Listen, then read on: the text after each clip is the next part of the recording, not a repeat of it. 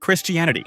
Christians believe in an ultimate end known as the apocalypse, or the second coming of Jesus Christ. According to the book of Revelation, this involves a final judgment, the resurrection of the dead, and the creation of a new heaven and earth. The end times are preceded by signs such as wars, natural disasters, and widespread moral decline. Central to this belief is the Antichrist, a figure who will deceive many before Christ's return. At Christ's coming, the righteous will be rewarded with eternal life, while the wicked face judgment and condemnation. Different Christian denominations interpret these events in varying ways, with some viewing them literally and others symbolically. A key theological debate concerns the timing of the rapture, with pre-, mid-, and post-tribulation views dividing opinions. This rapture refers to the gathering of believers to meet Christ, offering hope to the faithful. Despite these differences, Christians universally see the end as a culmination of God's redemptive plan for humanity. It serves as a reminder to live in anticipation of Christ's return, embracing faith and righteousness. Islam.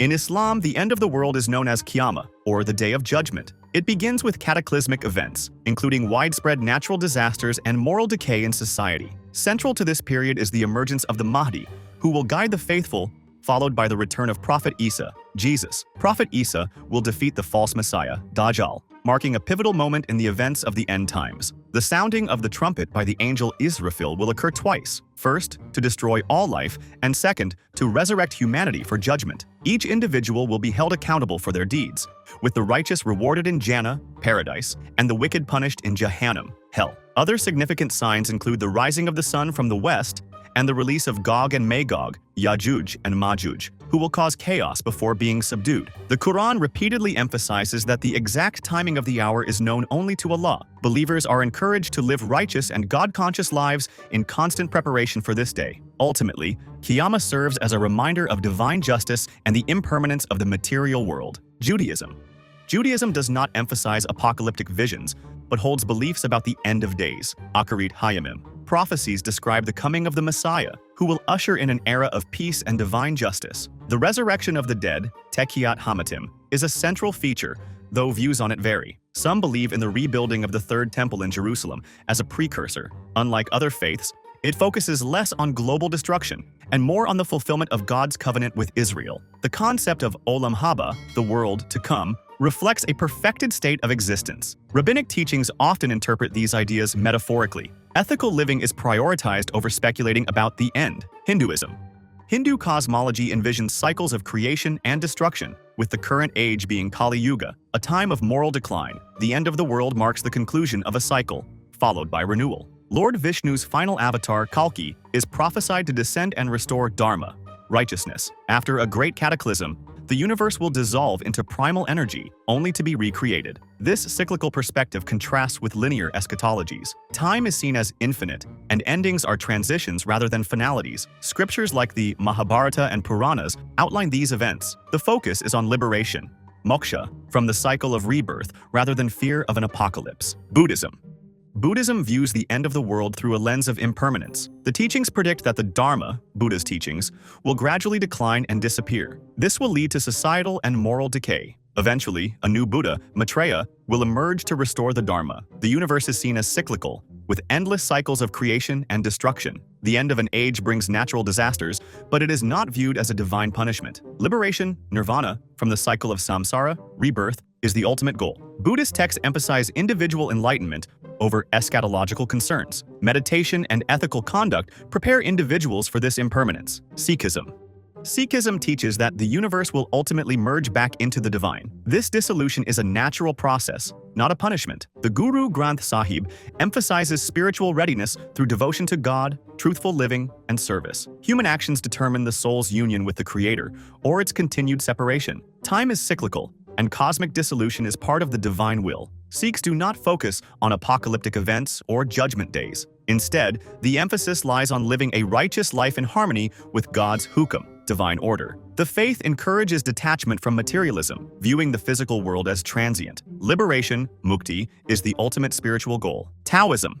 Taoism focuses on the Tao, the way, as the eternal essence of the universe. While Taoist texts do not explicitly discuss the end of the world, they emphasize harmony with nature and the cycles of change. Catastrophic events are seen as disruptions of the Tao's balance. Taoist eschatology sometimes mentions cosmic renewal after periods of chaos. The world's end is not feared but accepted as a transformation within the eternal Tao. Personal immortality, achieved through spiritual practice and harmony, is a key theme. Taoism values simplicity and balance over apocalyptic speculation. Cultivating virtue aligns individuals with the Tao's flow, preparing them for any transition. Shinto, rooted in Japan's indigenous spirituality, lacks an explicit doctrine on the end of the world. Its focus is on the cyclical nature of life and reverence for kami, spirits. Endings are seen as part of life's natural ebb and flow, not as catastrophic or final. Cosmic balance is maintained through rituals and honoring the kami. Myths like the death and rebirth of deities reflect renewal themes. Shinto emphasizes harmony with nature and society. Cataclysmic events are viewed as disruptions of balance, requiring purification. Shinto's eschatology is intertwined with its celebration of life's continuity. The physical and spiritual worlds are inseparable in this perspective. Zoroastrianism predicts a final battle between good and evil. Ahura Mazda, the supreme god, will triumph over Angra Mainyu, the evil spirit. This will usher in Frashokereti, a time of cosmic renewal and purification. The dead will be resurrected, and all souls will undergo judgment through a river of molten metal. The righteous will feel it as warm milk, while the wicked will suffer purification. Ultimately, evil will be eradicated, and the world will become an eternal paradise. Fire plays a key role as a symbol of purity. Zoroastrian eschatology is optimistic, emphasizing the ultimate victory of good. Ethical living aligns individuals with this divine plan. Jainism views the universe as eternal, undergoing cycles of rise and decline. The current era is one of decline, marked by moral and spiritual deterioration. There is no concept of a creator or final judgment. Instead, the universe functions according to natural laws. Liberation, moksha, from the cycle of birth and death is the ultimate goal. The end of the world is not seen as catastrophic, but as part of this cyclical process. Jain texts describe periods of renewal following decline. Individual efforts in non-violence, truth, and asceticism are emphasized over collective eschatology. Karma determines the soul's progression toward liberation. Confucianism focuses on ethics and social harmony rather than cosmological ends. The concept of the end of the world is not central to its teachings. Instead, it emphasizes maintaining order through moral conduct and filial piety. Natural disasters and societal decline are seen as results of moral failings rather than divine intervention. Confucian eschatology, if present, aligns with cycles of renewal and balance. The focus is on creating a harmonious society, reflecting heaven's mandate. Reverence for ancestors and adherence to rituals ensures continuity. Confucianism encourages practical wisdom over speculation about ultimate ends. The end is metaphorical, tied to restoring moral order. Baha'i Faith. The Baha'i Faith teaches that humanity is progressing toward unity and peace. The end of the world refers to the end of an old age and the beginning of a new one. This is marked by the coming of a manifestation of God, bringing renewed guidance. The faith views history as a series of cycles, each with its own spiritual teachings. Apocalyptic imagery in texts is symbolic, emphasizing transformation. The Baha'i vision of the end includes the establishment of a global civilization based on justice and unity. Individual and collective spiritual progress are intertwined. The focus is on preparing for this transition through love and service. This channel reached monetization naturally within 4 months. With the right approach, you could achieve this milestone in as little as 30 days. For more information, take a look at the description or the pinned comment. If you enjoyed this video, get ready for our next deep dive. We're exploring gender roles from the perspectives of major religions, how beliefs have shaped societal norms, and how they continue to evolve today. Make sure to subscribe and turn on notifications so you won't miss this insightful discussion.